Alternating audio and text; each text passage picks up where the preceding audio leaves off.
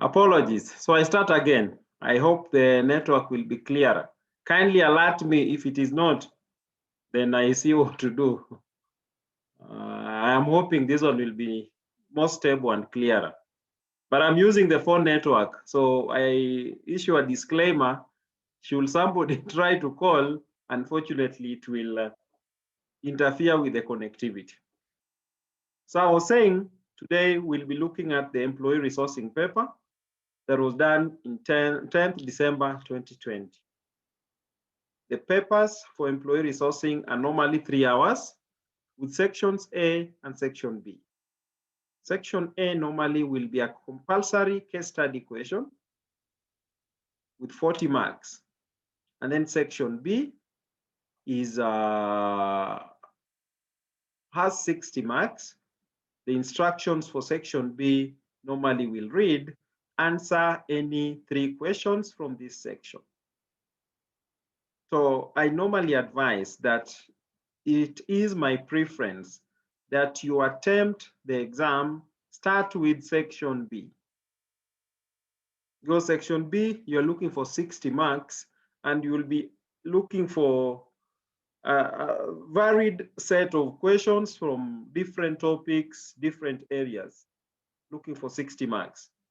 Because there are times you may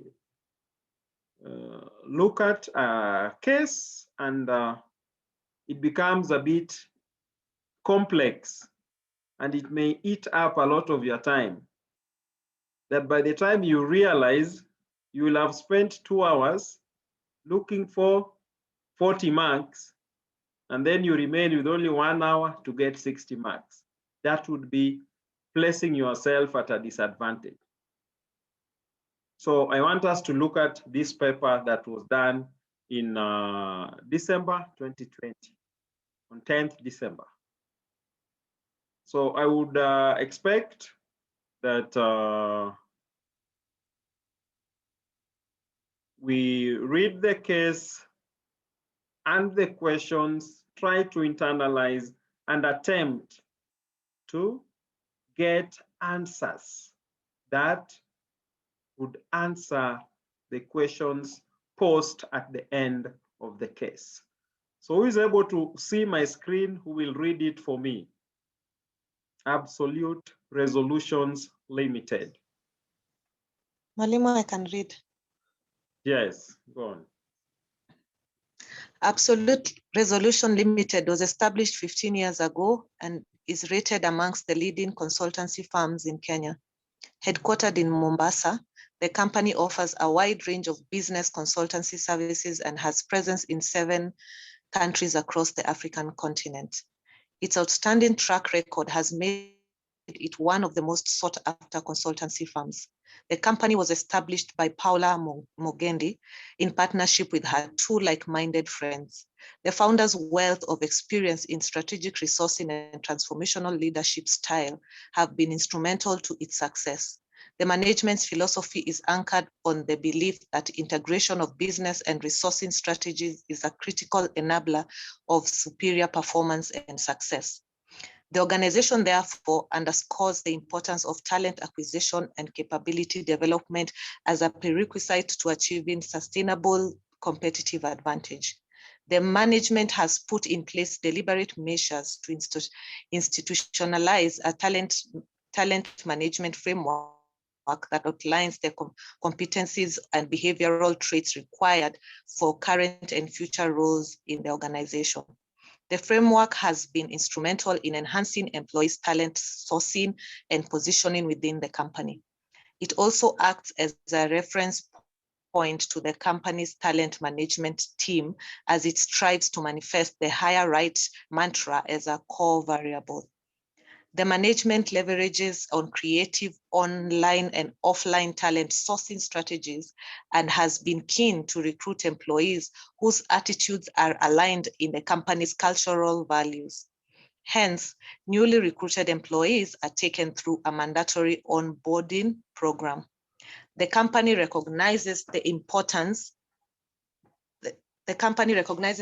of talent management and employee engagement as key drivers to the realization of the company's strategic goals. For this reason, it emphasizes the importance of partnership and collaboration between the human resource department and functional departments, being the implementers of human resource policy. To this end, the company resource department and in collaboration with the line managers jointly conduct job analysis and design job descriptions. The recruitment and selection process is a collaborative effort between the line manager and human resource department, whereby the department is tasked with the responsibility of providing technical support and advisory services to the departments. To promote agility and resilience to change, jobs are redesigned in accordance with the changing needs to provide for broader roles and functional flexibility. All jobs postings are listed to the company's career site so as to attract a wide pool of suitable job applications. In addition, the management regularly publishes the company's major stories and milestones via video clips, which are uploaded on the career site. The employer's review platform on the career site enables current and past employees to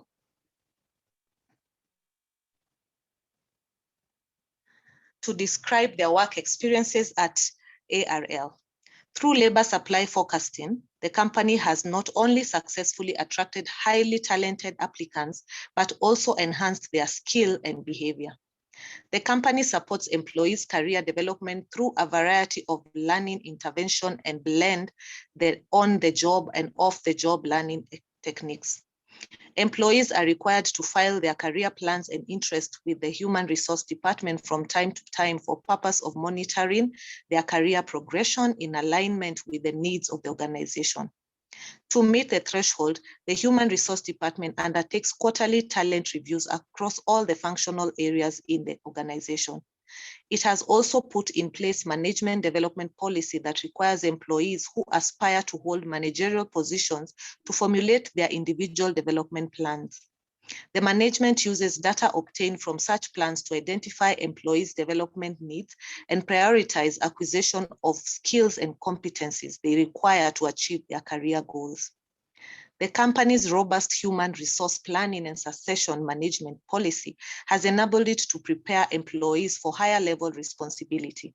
In addition to guiding their career direction, employees who have been earmarked for higher positions are taken through targeted developmental programs, which include overseas and cross-border task force assignment to enhance their skill sets. Reports emanating from the Human Resource Department reveal that in the last 1 year, at least 75% of the company managerial positions have been filled from within. Furthermore, employee retention rate is relatively high as voluntary turnover stands at 8%, compared to the industry average rate of 11.5%. The Human Resource Department is always keen to conduct exit interviews with employees leaving the company. Such interviews are a source of critical information to the management. Recently, the company was rated as a best employer based on its ability to control labor costs and create employment opportunities. Yeah, so question 1. Am I reading the question? Yeah, just read the 4 questions. A, B, C. Question A. Explain the objectives of structured program organized by the Human Resource Department. 10 marks. B. Analyze the benefits that may accrue to the company as a result of collaborative working relationship between Human Resource Management Department and the line manager in the recruitment and selection process. 10 marks. C. Explain the type of information that may be obtained from the interviews conducted by the Human Resource Department. And D. Assess the uses of information contained in the document that is jointly designed by the Human Resource Department and the line manager. Thank you so much, Kathy. So that is a typical case scenario. So we are given a case scenario for an organization, what the examiner intends to find out, and then you are being asked to, number 1, explain the objectives of the structured programs organized by the Human Resource Department. 10 marks is offered for that. Number B, you are to analyze the benefits that may accrue to the company as a result of collaborative working relationship between the Human Resource Management Department and the line managers in the recruitment and selection process. So if your line managers and the Human Resource Department work together in recruitment and selection, what are the benefits that would accrue to your organization? Number 3, or question C, explain the type of information that may be obtained from the interviews conducted by the Human Resource Department. And question D, assess the uses of the information contained in the document that is jointly designed by the Human Resource Department and line managers. It is important that when you are attempting such a question, read the case, read the questions, reread the questions so that you are clear as to what the examiner wants from you. Then reread the case, now seeking answers to the questions.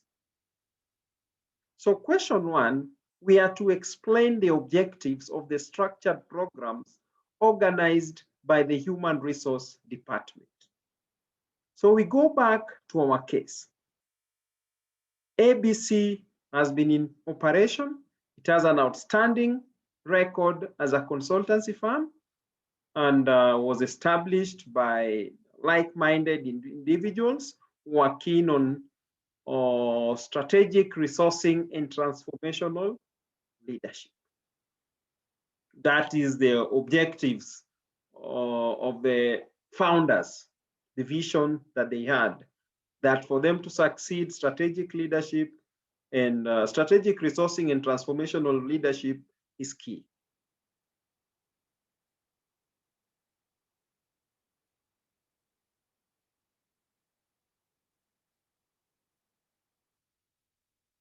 So our examiner is asking us that we look at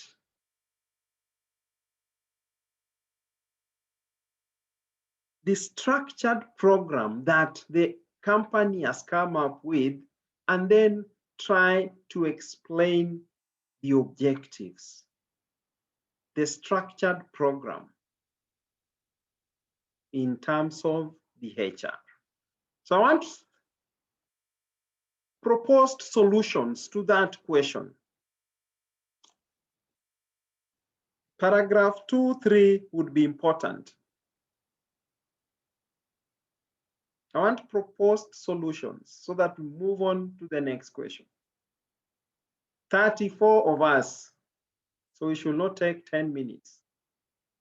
They are in the case. There are other questions that, there are other scenarios where you will get a case study question that you will not be able to extract answers from that case, but you are supposed to apply the knowledge that you've gathered from elsewhere. But for this question, question 1A, the answers we have in the case. So, who goes first? We have 6 questions, so the faster we move, the better. That will allow us to finish the paper in good time. What are the objectives? Mwalimu, I would like to try. Yes, please.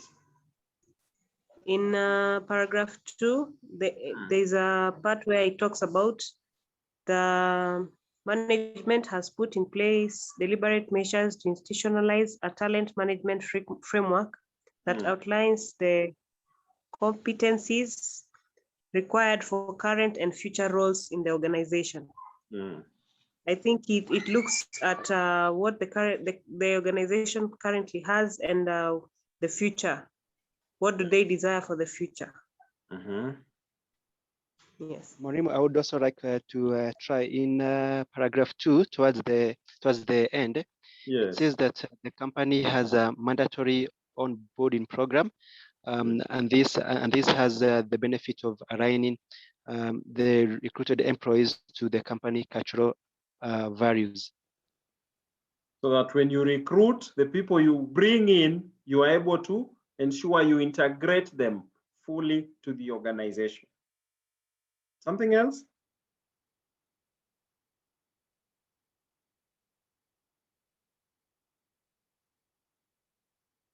Still the same paragraph.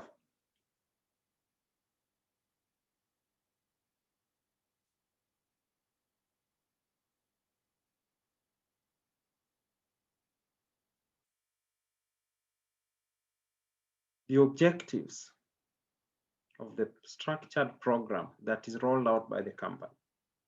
Somebody else?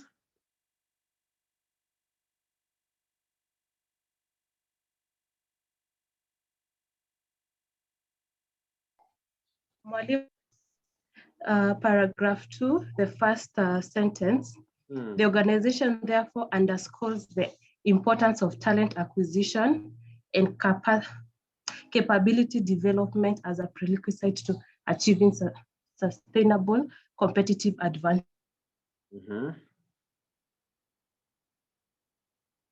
Yes, so in answering your question, what is our question? Explain the objectives of the structured program organized by the Human Resource Department. So what is our objective there? Were you Lillian who was speaking?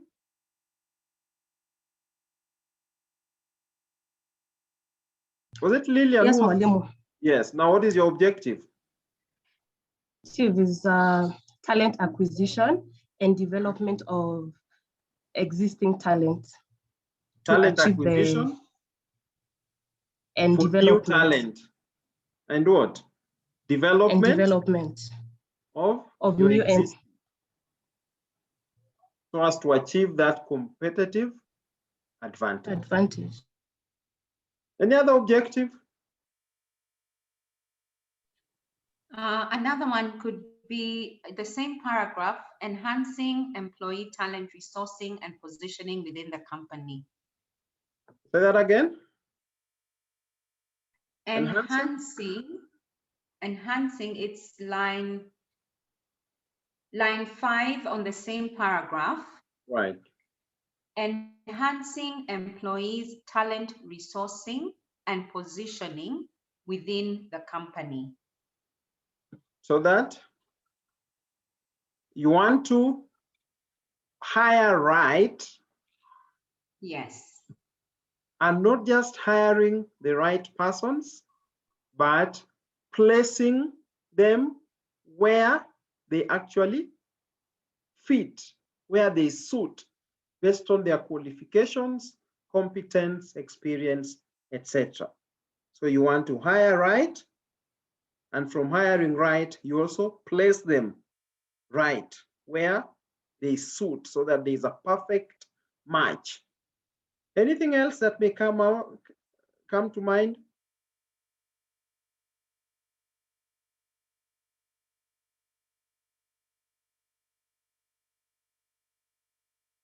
Anything else? The second last sentence, somebody to get me a point from there.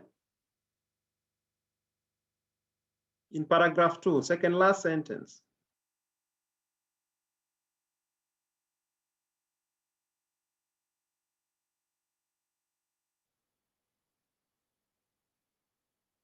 "35 people, second last sentence in paragraph 2.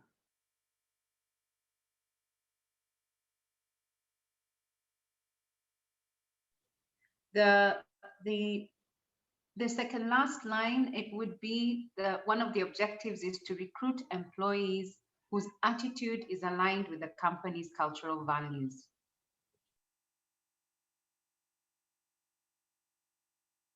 Recruit employees who are aligned to the company's cultural values. The attitudes of the employees that you recruit must be aligned to the company's cultural values. Anything else that may come up? In paragraph 3, one of the objectives is to promote collaboration between the human resource department and the functional departments, considering that the functional departments are the implementers of the human resource policy. So this is achieved by jointly conducting job analysis and designing job descriptions.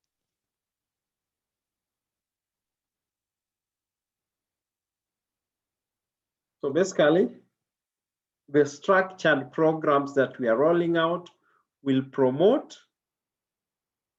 this collaborative action and behavior between HR and functional departments. Anything else that we may have left out?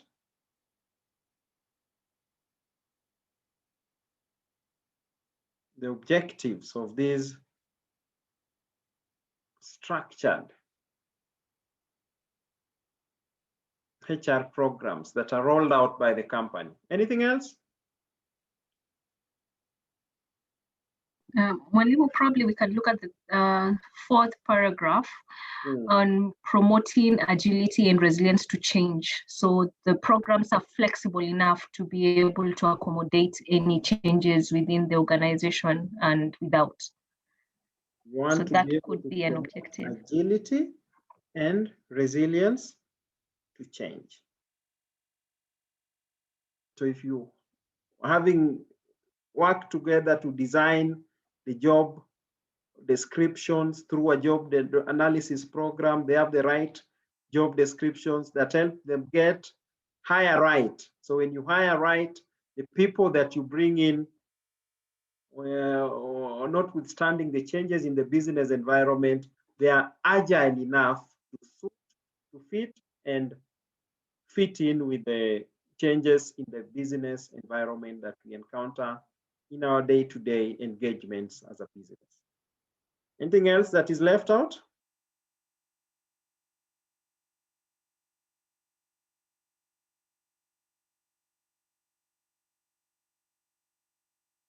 Structured process.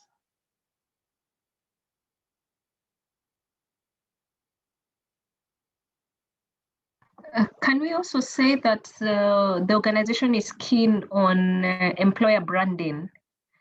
Hence the reason why we have a page for employer review or other platform.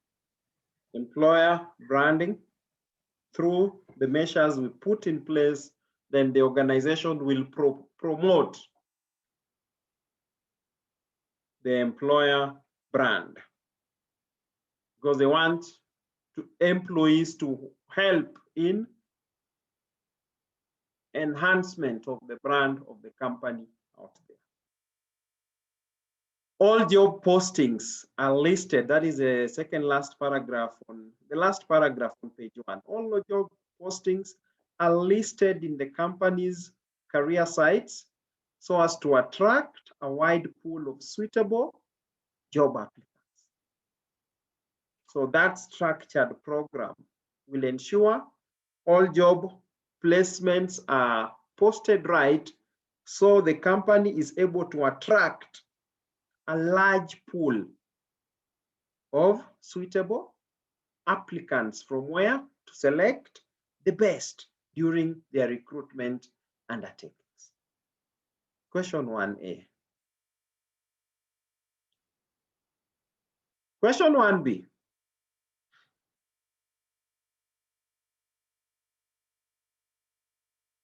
Analyze the benefits that may accrue to the company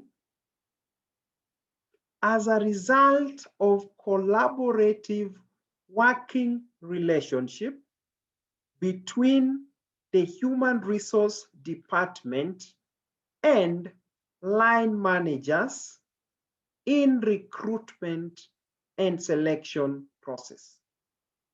Analyze the benefits that may accrue to the company as a result of collaborative working relationships between the human resource department and line managers in the recruitment and selection process.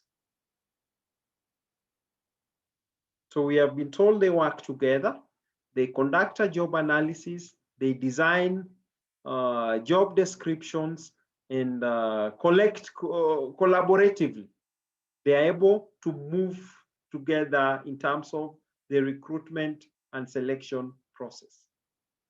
They are able to do their HR demand forecasting, and the HR supply forecasting, so as to be clear as to where are the sources of the HR that they will be able to engage. So analyze the benefits that may accrue to the organization when, in basic terms, we are being asked, when the HR department and the line managers are working together, what benefits will accrue to an organization, even without reference to the case? What are the benefits that accrue to an organization when the HR department and the line managers work together?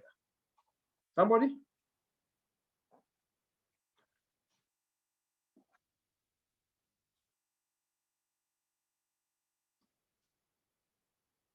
Benefits without reference to the case. What benefits will accrue to the organization when HR and line managers work together? Madam, can I try? Yes, John. Yeah, the departments are able to work in harmony and to achieve various objectives of the company. And also there will be less conflict because people are now working in the same direction.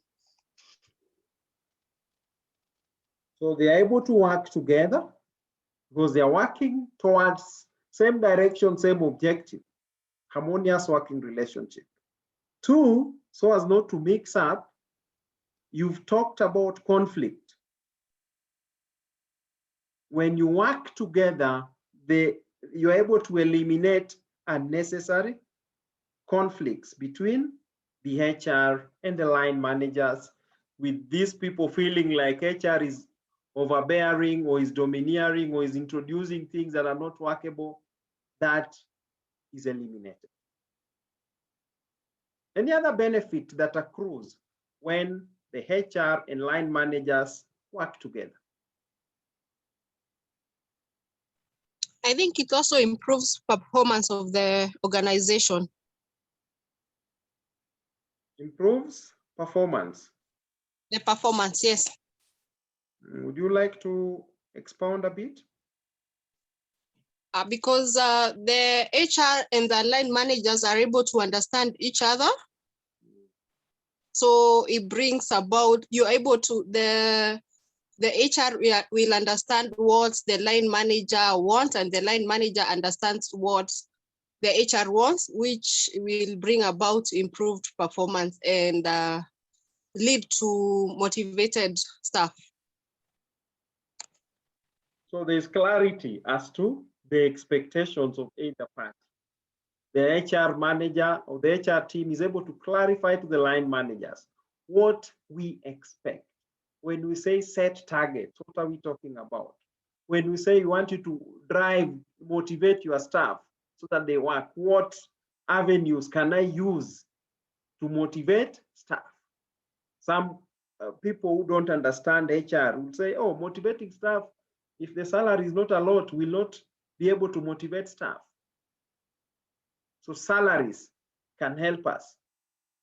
But what else can we use to motivate our staff? So from these working relationships, there's better understanding, which ultimately will yield improved performance. Anything else? Working together between HR and line managers. Mwalimu, I will talk about in collaboration, they will bring proper placements. There will be proper placements into the right jobs. Say that again. I'm saying when the line managers are working with in collaboration with the HR management department, there will be proper placement in the right jobs. There's proper placement. Yes. But before you place, You must hire right. Hiring right would mean what? You get people with the right The best talents. competence, skills necessary for any job opening that arises. Remember, I'm being reminded on chat, we are being asked the impact of this collaboration in the recruitment and selection process. So you want to hire right, you want to place the employees in the department that they fit. Then when they come in, you want to make sure you've recruited the right people who will ultimately translate in, that will ultimately translate in an overall improvements in performances in the organization. Anything else? Maureen, Of would you say that that collaboration. it promotes? Would you say that it facilitates the comprehensive on the recruitment policy, since HR advises and guides the functional departments on the do's and don'ts? So it facilitates compliance. You don't want a situation where you recruit, but the people who come in are recruited in a manner that violates our HR policy or that is in conflict with the laws. So you want to comply with what the HR policy on recruitment and what the Employment Act says, compliance. Anything else that would come to mind as a result of collaborative working relationship in recruitment? Yes, Aline. It will lead to reduced costs, particularly if we hire right. The recruitment costs will be lower as opposed to hiring the wrong person. Also, we are talking about training costs. The training costs will also be lower. Reduced cost. You are hiring right so that the overall cost of recruitment is checked. You get the people with the right competence, skills. You don't need to be training because already the people you have the training required. The HR work together with the line managers to ensure the people we recruit have the training. So that would help us in check on costs. Anything else?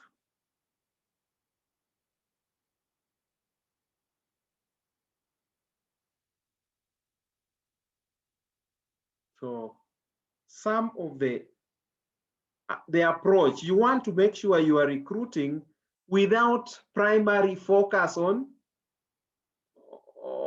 getting your answers in the case. The examiner is asking, if we collaborate in recruitment and selection, what benefits accrue to us? So don't imagine you will get all your answers from the case. The expectation by the examiner is you go broader. Think and apply the knowledge that you have. That is question 1B. So every question well explained. You just don't state as we are stating, but you explain, expound. I'm a proponent of when you are attempting an exam, if you can state the question and then explain it in a paragraph. Paragraph, point by point, paragraph by each point, each paragraph. Clear, the examiner just gives you marks. Question 1C. Question 1C. Explain the type of information that may be obtained from the interviews conducted by the Human Resource Department. Which interview is made reference here? Last paragraph, last line. No, second last sentence. The last 3 sentences, so to speak. The Human Resource Department is always keen to conduct exit interviews with employees leaving the company. Such interviews are a source of critical information to the management. Recently, the company was rated as a best employer based on its ability to control labor costs and create employment opportunities. So what kind of information may be obtained from the interviews conducted by the company? The interviews conducted by the company here are exit interviews. What kind of information is obtained from an exit interview? What are exit interviews? When an employee is leaving the company, it is good practice. You sit down with the employee, try to understand their reasons for leaving, so that you just don't let your employee has given you a resignation letter. They've said the last day of in the company is 21st May. So when 21st May comes, you bid them goodbye and let them leave. That is not good practice. You need to conduct an exit interview. So the examiner is asking the type of information to be obtained from interviews. These interviews conducted, the exit interview. What kind of information is to be obtained? Somebody? Exit interviews.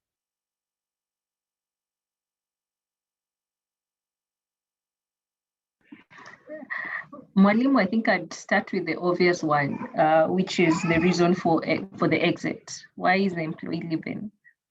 The reason for leaving. You want to be clear. What is the reason as to why the person is leaving your organization? Anything else?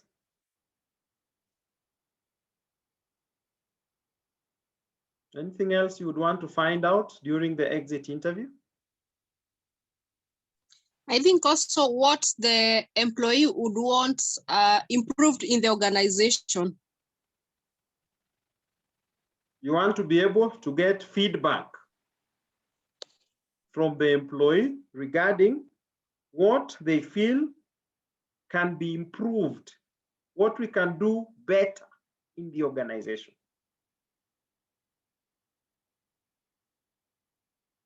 Yes, that is correct. 3.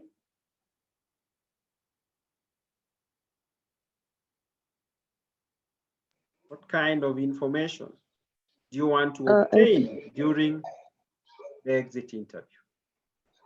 I think the other one is to know where the employee is going.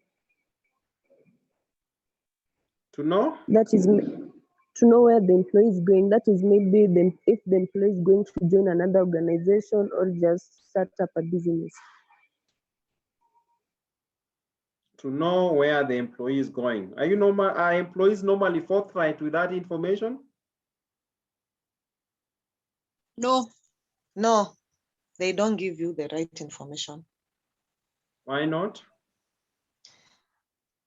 Because maybe you're going to the competitor or something, or for your own reasons, like your own personal reasons. I mean, yeah. There is that, you would want to know, yes, as an employer, but there is that apprehension that employees will have that maybe I may tell you and then you go and sabotage my appointment the other side. There is that human nature to fear. That is why some employees may not, but good practice is important to try to ascertain where is the employee going. Anything else?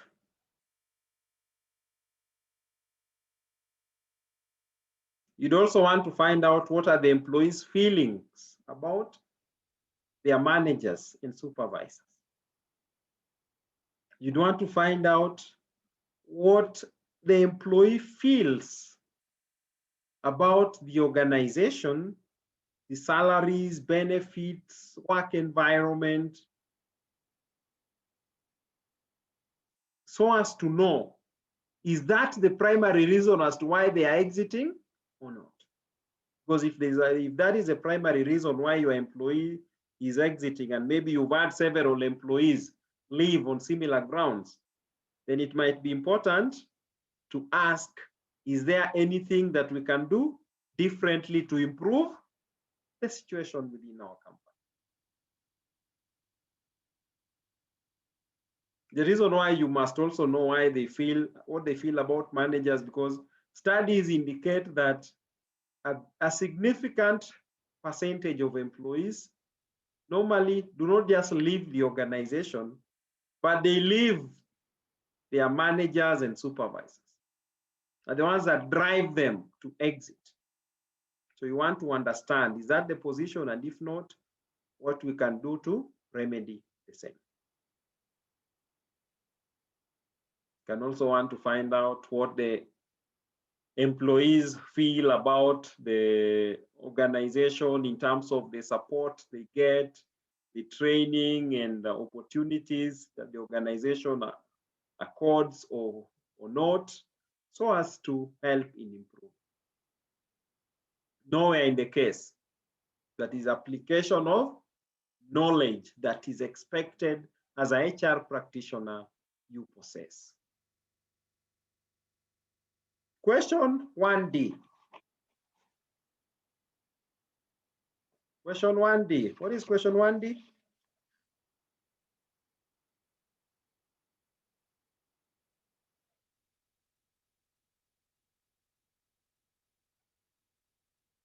Assess the uses of information contained in the document that is jointly designed by the Human Resource Department and line managers. Assess the uses of the information contained in the document that is jointly designed by the Human Resource Department and the line managers. Which document is this? Which document is this?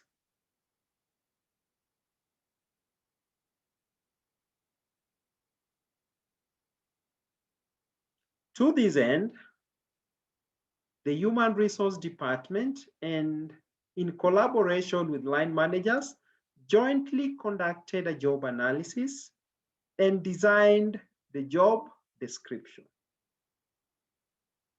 The recruitment and selection process is a collaborative effort between the HR and the line managers and the Human Resource Department, whereby departments are tasked to provide technical support and advisory services to the departments. So the document that has been designed is which one? A job description. So the examiner is asking, assess the uses of the information contained in the document that is jointly designed.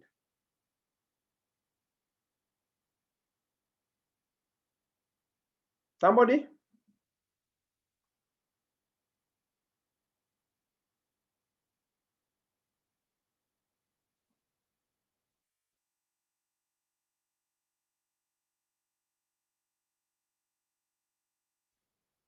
Kindly let us participate so that we move. We're already in past 7 and we are still in question 1. You realize that why I was saying it is important if you can start with others and then finish with question 1. At times it might be prudent because question 1 at times may be taxing. Somebody? I would say that it can be used as the basis for recruitment and selection in gauging the candidate's suitability to the position. So the basis for recruitment and selection, engaging the candidates. That is good. Next. It can be used to determine the pay structure. To determine? The pay structure of the employee. Pay. How much are you willing to pay? Yes. you will be able to determine the pay for the position based on what the person will be doing as captured in the job description. Anything else? It can also be used in establishing the performance standards. Establishing performance standards. What is the expected standards of performance? If you are clear as to what the job descriptions are about, then you can begin that. Next.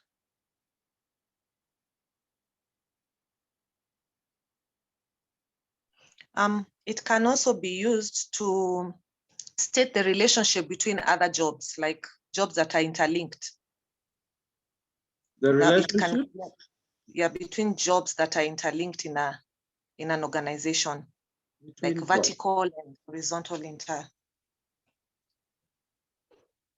that are interlinked both vertically and horizontally. Good. Anything else?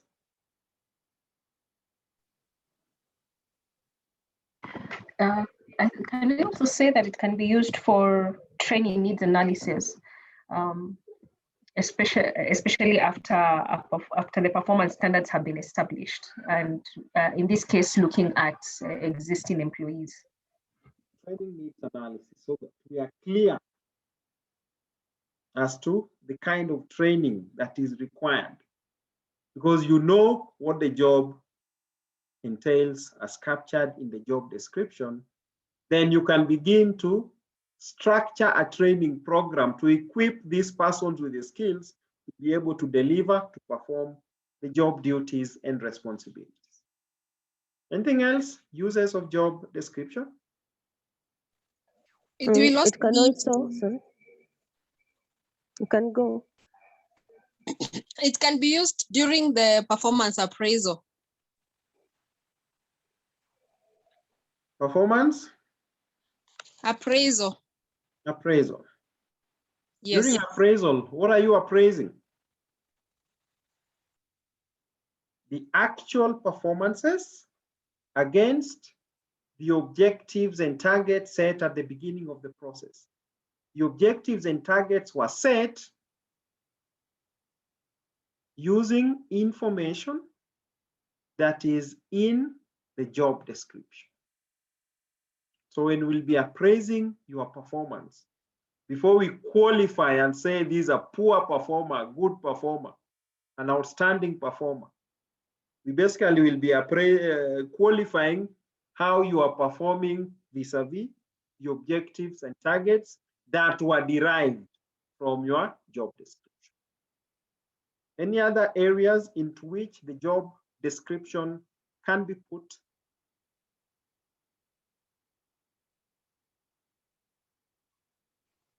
I think it can be used in case of future succession planning within the organization. Critical when it comes to succession planning. You know, the critical roles in your organization that cannot be left unattended. There are certain roles that somebody resigns and you will get a replacement the same day. But for other roles, it will take you time to get the right candidate. So you plan your succession using the job description. Can help you know. So these are in the notes. Things we have covered, things you do, things you understand. So it's just application in the context of the case study question. Question, section B, that is section A. So each 5 points, well explained. It won't harm you to go 6, 7. But basically 10 points, we are looking for 5. 10 marks, we are looking for 5 points, well explained. Demonstrate to the examiner good understanding of the concepts at hand. So question has been question 1A. each point, a paragraph on its own, briefly explaining clearly. Then the examiner appreciates your understanding and knowledge on the same. Section B. In section B, we are asked to answer 3 questions from this section. The section has questions 2, 3, 4, 5, and 6. So you have options.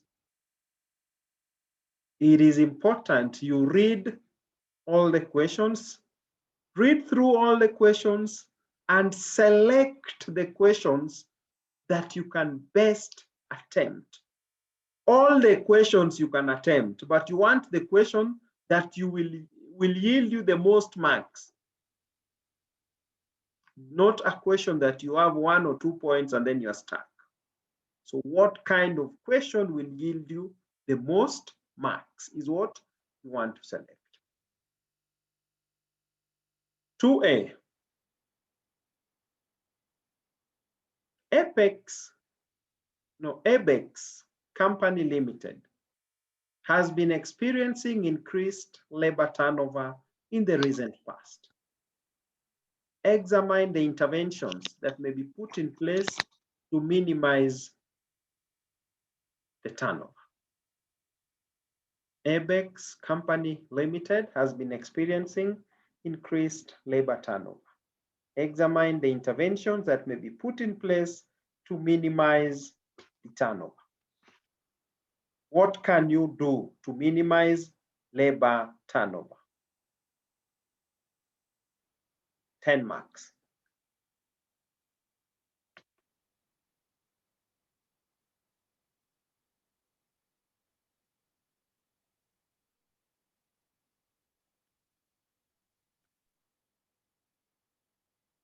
Somebody?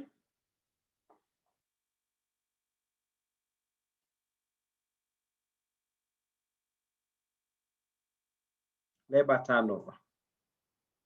Employees are leaving your organization for one reason or another.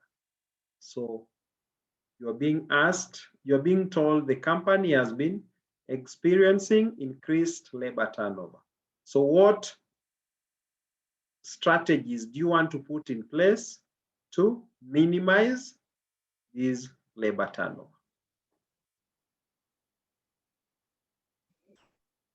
I'll give it a try. First, I think that the organization can train their employees, and besides that, they can also have a training policy whereby after training these employees, maybe in the policy they can put that after you can't leave the organization before that is 2 years. This in a way limit the employees leaving the organization maybe immediately after the training or before the year in absence. Training and bonding the employees. Eileen?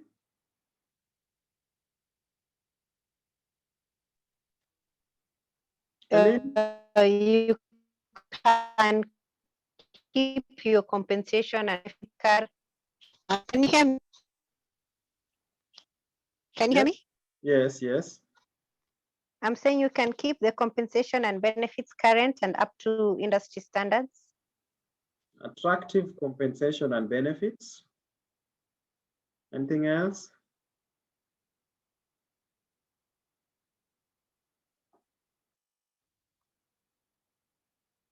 Anything else? I would say. Can you use? Okay, after you. Sorry, no, you go first. Okay, I was saying, can you use techniques like employee-centered techniques, especially handling their needs, putting the employees first in major decisions? In everything that you're doing, you want a situation where employees feel appreciated, employees feel part and parcel of what you're doing in the organization. So your employees first, and then everything else comes later. I was really hesitant, but I'm seeing in the interest of time, just so that we move. You want to look at how you manage the hiring and the exit. Hire the right people for the right jobs. Don't just hire because you want to fill positions with your relatives and friends. Attractive compensation has been mentioned. You want to be able to recognize employees for their achievements. You want to demonstrate that you have an interest in the affairs and welfare of the employees. You're generous to your employees. Flexibility in terms of work-life balance. Flexibility in terms of reporting hours. When do employees come to work? Critical. Issues to do with employee engagement. Can you enhance employee engagement so that employees feel part and parcel of the organization and its processes and its systems? How can we make our employees happy and feel part and parcel of the organization? How can we provide opportunities for development and growth within the company? And how can we manage performance appraisal so that employees and everyone is happy that the appraisal system is run in a fair manner and the results are objective? There's no subjective. You do that, you get it right. Joseph, anything else to add? Sorry, I didn't realize that I was on. You have mentioned what I had in mind. Okay. Thank you. Anything else? The next question is which one? 2B. Analyze the factors that may influence human resource planning in an organization. You want to understand what is human resource planning? What does it entail? And then begin to understand what factors come into play. For human resource planning, we said you are looking at the corporate plans so as to be clear as to where the company wants to go. From the corporate plans, you are able to determine how many people you will need in demand forecasting, and from where you will get these people in supply forecasting. Then once you are done with the demand and supply forecasting, then you analyze the HR gaps to determine whether you have a surplus or a shortage. Depending on the results of the gap analysis, you then formulate your HR actions and plans to speak to the gap analysis outcome, whether there's a surplus or a shortage of manpower. And then from there, you draw the right plans. So the examiner is asking us that what factors may influence the HR planning in the organization. There is the risk of somebody getting into explaining what HR planning is about, which is not the examiner's intent. What factors come into play that influence human resource planning in the organization? Yes, attempt factors influencing human resource planning. Somebody? Would you say labor supply and labor demand? Supply and demand of labor. The level of demand for labor by the organization and level of supply. Anything else you are thinking about?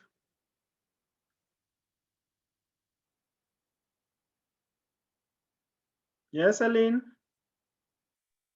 The organization's strategic plans, whether they plan on expanding or shrinking, that will determine the human resource planning. The strategic plans of the organization. Do they plan to expand, open up new branches, expand their networks? Critical factor as we are analyzing HR planning. Anything else? Government policy in line with equality and disability and inclusion. Government policy, issues equality, issues disability,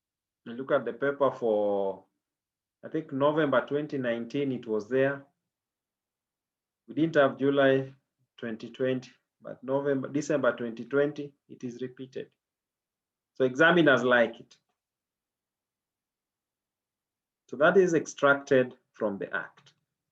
Question B, outline the benefits of having a fixed retirement age policy in an organization. There's a fixed retirement age policy where there's clarity. The retirement age is 60. And at 60, everyone who is due proceeds on retirement, no questions, no buts. So what are the benefits, or what benefits will accrue to an organization that adopts such a fixed retirement age policy? Application of your knowledge in human resource management. Lillian? I think the first one that comes to mind is it becomes very easy to administer it, to administer retirement. General administration, of retirement becomes easy. Yes? It enables the organization to plan well for its workforce. Planning? Plan well for its workforce. In terms of what? Succession planning for the workforce. You are clear who is with us, who is about to leave, and how will they be replaced? You don't want to be found off guard. Benefits of a fixed age retirement policy. Anything else?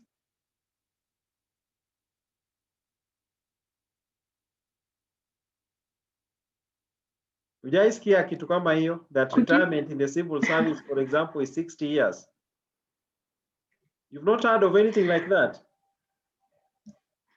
Could you also say it is fair? Because the employees will feel they are treated fairly and equally. So it brings about equity across the board. Equity and fairness. Everybody is treated same template, the same way. Benefits of a fixed age policy. You make sure you have the right people in the organization who will work so as to enhance and sustain performance. You make sure there is whatever they call intergenerational fairness, and you maintain opportunities for career progression. The young people feel there is an opportunity for them to grow in the organization. People of mature ages are also taken care of, so that everybody is taken care of in the organization. There has been talk of, was it the other time Jaguar was saying he wants to introduce a bill in parliament so as to reduce the retirement age to, was it 50 years or something? Because the youth are feeling that they don't get opportunities. So when you have such a fixed policy, it helps you. It facilitates succession planning. There is a plan in place, predictable retirement date for everyone. We can manage flexibility through ensuring that even as and when labor turnover arises because of needs in the market, our organization can be able to cope. Also, the morale of employees. Imagine a situation where you don't know when you are retiring and you're just ambushed and told next year you are gone or next month you are gone. So if it's clear, then if it is a public entity, funding is in place, then the retiring employees are not found off guard. And if, for example, you look at the universities, they are facing funding cuts from the budget that is prepared by Treasury. That would mean they will have to retire staff. So what happens if they retire the young and leave the old?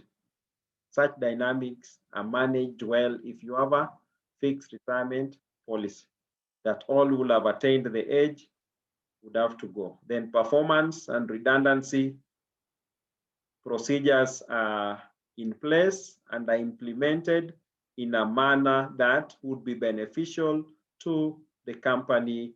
The careers of the employees who've been with the company for long, sustained, they perform well because they are assured of working for the company until they attain the retirement age. And if there is need, we plan for exiting so that we bring in new blood to, when we infuse this new blood, we can change how things are done in our organization. Benefits of fixed age retirement policy. Question 4A, explain the duties of an employee in relation to health and safety as prescribed in the Employment Act 2007. Duties of an employee in health and safety.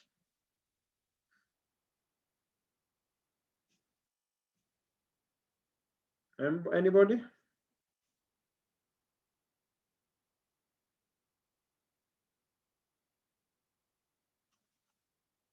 I almost felt like the examiner had intended OSHA, but wrote Employment Act, because it is the OSHA Act that clearly spells out the duties of the employer and the duties of the employee in maintaining health and safety. But our syllabus basically is comprehensive, and one of the areas it is expected that you've interacted with all these labor laws. So what are the duties of the employee in maintaining health and safety? That is what the examiner is asking.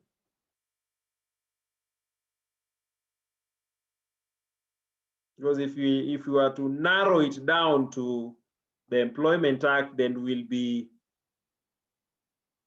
Employment Act is not explicit as to your duties as regards safety. Yes, Lily?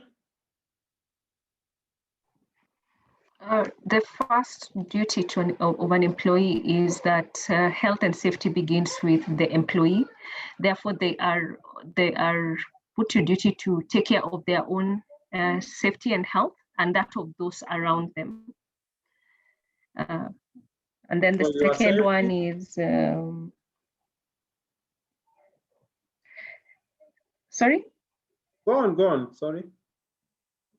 Yeah, and then the second one is that where they're provided with the PPE, they are supposed to ensure that they are using it correctly in the manner that's prescribed by the employer. So where PPEs are provided, ensure correct use, not being given a helmet and you hang it, washingo. Anything else?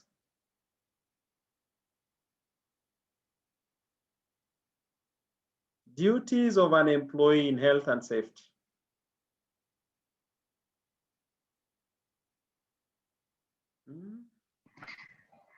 They are also required to report incidences when they occur. You are to report all incidences when they occur. Don't wait until a big major accident, then you start saying, oh, I wish I knew, I wish I had seen this, but I did not. Duties of an employee regarding health and safety. your safety and others, cooperate with the employer and the persons placed in charge in managing of safety, use protective equipment and clothing so as to prevent accidents and injuries, comply with safety procedures that are in place, any instructions given by the employer or any other person responsible for safety, you must comply. You want to report, you're expected to report any situations that you may believe may present a hazard. You want a situation where you report to the supervisor any accidents or injuries that may arise relating to connected to your work, and with regard to any duty or requirement imposed on the employer, to cooperate with the employer or any other person to enable the execution of that requirement. So your obligation as per the Act is to do as instructed by the employer. That includes compliance to health and safety requirements. So what the examiner is expecting you is to understand the requirements of the employee regarding safety as stipulated in OSHA, so that as you obey the dictates of the employer as required in the Employment Act, what will you be obeying relating to safety and health? And these are some of the issues we will be discussing. So it is a question that expects you to borrow your knowledge on OSHA, Employment Act, and then apply. That if you are to just look at the Employment Act, you will say, there is no express provision in the Act on safety. Then you get 0. I hope we are together, though I'm here with just about 5 or 6 people. The other 30 are just listening. Brighton Industries Limited recently adopted an equal opportunities employment policy. Examine the measures that the company may take to ensure successful implementation of the policy. So we discussed briefly on equal opportunities, diverse workforce diversity. You want to have Brighton Industries want to have an equal opportunities policy. So what measures should the management put in place to ensure successful implementation of the equal opportunity policy? Yes? I would say that they should offer training program or awareness programs to managers and employees to ensure that the policy is well understood. Awareness, training and awareness programs so that they are clear as to what the policy is about. Yes, anything else? Mwalimu, they could eliminate any form of discrimination in their processes in terms of recruitment, rewards, among other processes.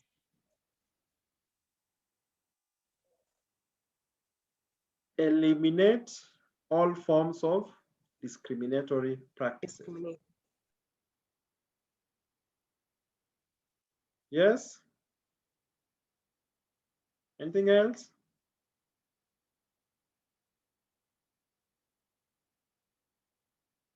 You want to implement the policy successfully. What else do?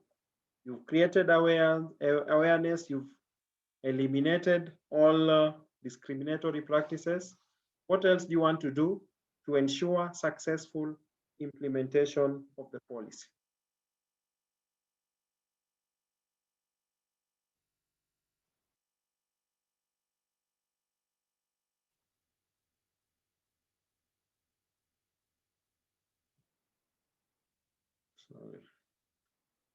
Create a culture within your organization, fairness, inclusivity, so that everybody feels part of.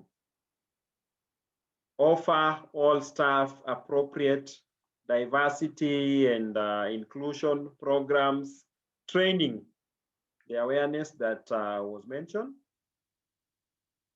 Identify and prevent deliberate bias and unconscious discrimination that takes place. When you have some programs, you want to send staff out for training, you just find yourself discriminating your friends, people from your tribe, you just find some bias towards them.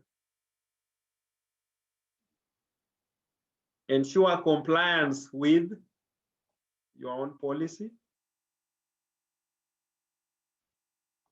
Be aware of any forms of indirect discriminatory practices that you may be having. Equality in recruitment, training, and all other HR processes. And then deliver the message clearly, communicate well so that everybody is clear as to the expectations of the company. In certain instances, you can even have a champion or champions in the various departments just to drive and ensure you achieve the intended objectives of the policy. Morimo, one more. Yes. Would you also say provide a forum to report violation on the policy? Say that again, forum to? Provide a means to report violations, contravention on the policy. Yeah, if there are any violations, are there mechanisms where people can note and report these and these areas they are violating, or this department they are violating the policy? That is critical. Question number 5A. Examine the factors that may negatively affect the reliability of human resource plans in an organization. Examine the factors that may negatively affect the reliability of human resource plans in an organization. There was a point we had discussed above, factors to consider when you want to plan for the HR. But now the focus is on reliability of the HR plans. What factors will you take into consideration to ensure the HR plans themselves are reliable? The quality of the data that you want to use for purposes of planning, time periods within which you want to plan. You don't want to plan short term and imagine that would affect our operations and to the long term. Short term plans for short term periods, long term plans, long term periods. To what extent as top management been able to integrate HR plans as part of the corporate plan so that there is no disconnect between our planning for the HR and the corporate plans? Do we have support from top management in terms of availing resources that are necessary? If they don't give us resources, then it is unlikely we will succeed, and whatever plans that we formulate may not yield intended outcomes. What methods are we using for HR planning? Are we using quantitative or qualitative techniques? Because the method that we adopt would be critical in ensuring that we analyze the data correctly and get reliable outcomes. The kind of information that is required for HR planning and what is required for strategic planning in many instances is different, so that you end up with a situation where you may have HR plans well formulated, but the kind of data that you will have captured may not speak to the strategic plans, so you don't get the outcomes intended by your organization.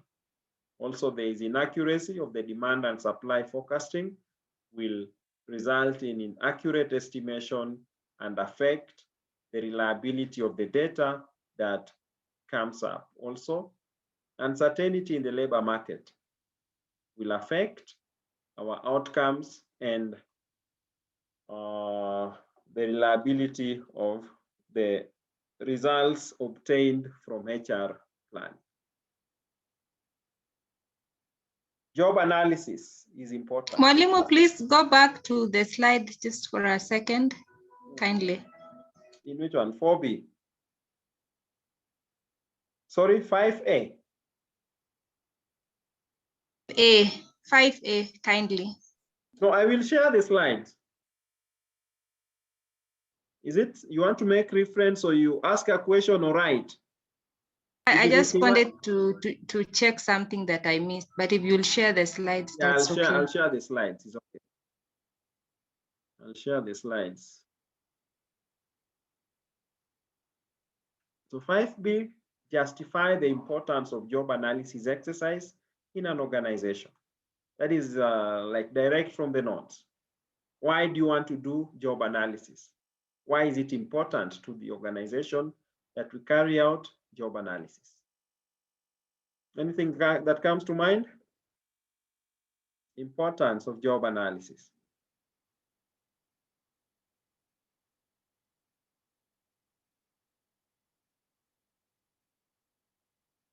Anything coming to mind, importance of job analysis?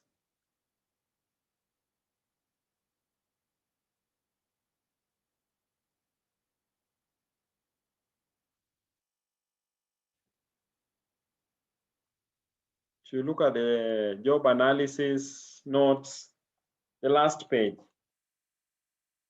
we basically have these points as importance of job analysis. Job identification, hiring, placement, promotion and transfer of staff, training and development, counseling on performance, raising job satisfaction, developing job families, undertaking job evaluation, safety and health, improving labor relations, performance appraisal. All these are practices that are best executed only after you've done a job analysis and you come up with a job description and job specification. From there, you'll be able to carry out these HR functions.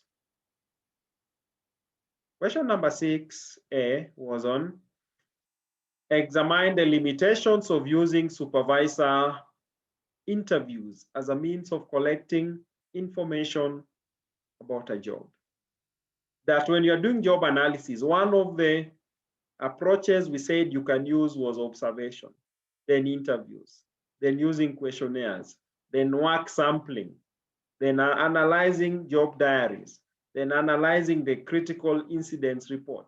But there was also interviewing your supervisors. So what are the limitations if you want to rely on interviewing supervisors to collect job data, information about the jobs to help you with analysis? Anything that comes to mind? Limitations of relying on interviewing your supervisors for job analysis?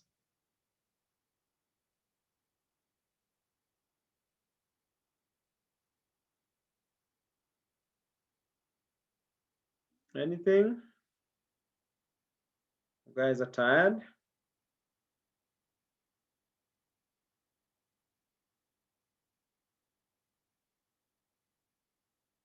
You look at, yes, Antrin? sometimes one can choose to be biased on the type of information they give or withhold the information.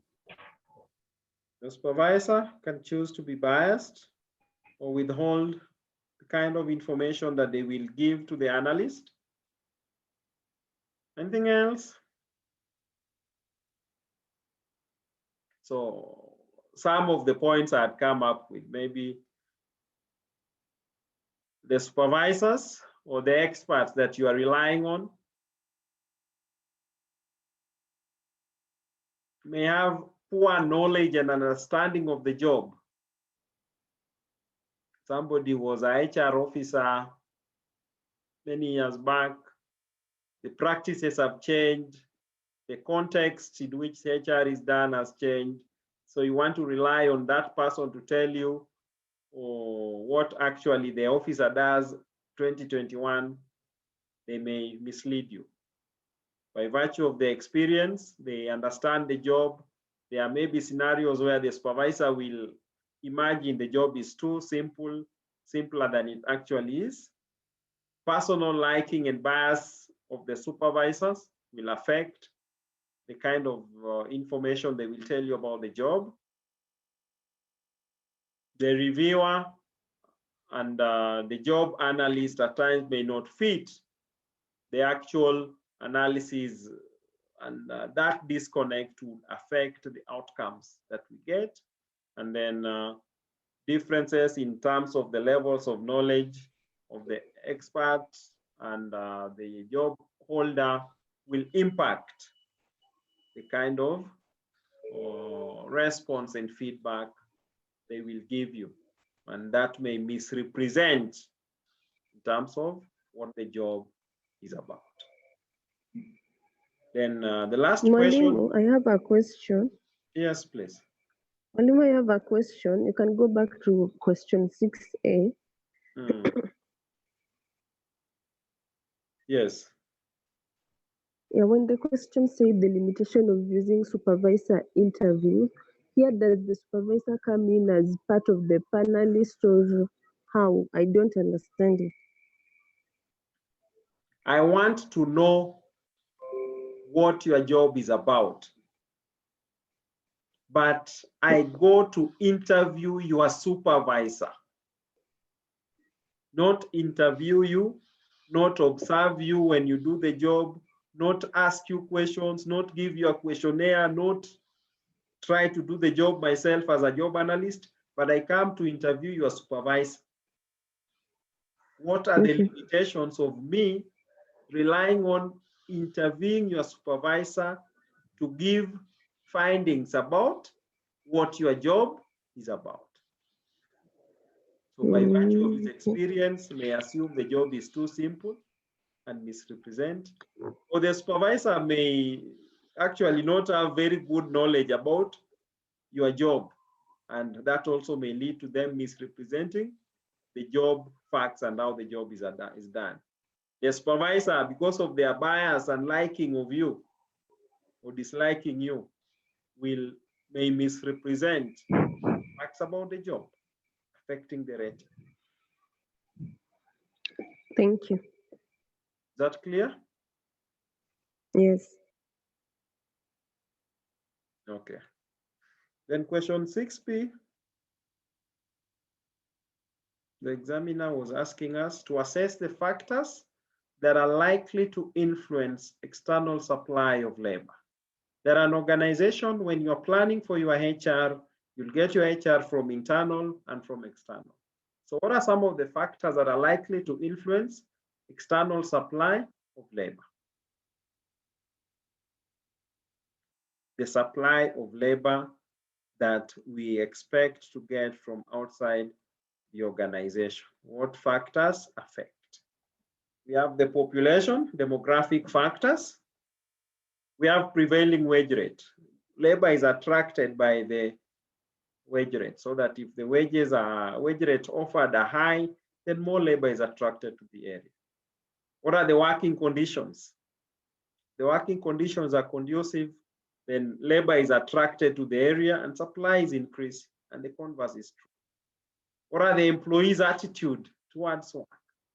Do they have a positive attitude towards work? They are willing to go and hustle. But the converse is true. Like you have these rich countries where they have support for the unemployed and all. You get there people who are just there and living on social security and social services at the expense of the taxpayers. So what is the attitude of employees towards work can affect labor supply. That's why Africans are trooping into Europe. Asians are trooping into Europe to go and work because they have a positive attitude about the work and the earnings they will get there. The cost and of education and training affect supply of labor. The opportunities that are present for migration of labor in and out affect supply of labor. The age, health, and stamina of the population affect supply of labor. The extent to which geographical and occupational mobility of labor is present, those occupations that one can easily move from one to another, then the labor supply is higher. Geographical mobility, there are in place legislations, means to enhance geographical mobility, affecting supply of labor. So that was a paper for December 2020. Unless there's a question or clarification, that is the end of the discussions on the paper. Any question or clarification or comment you can raise.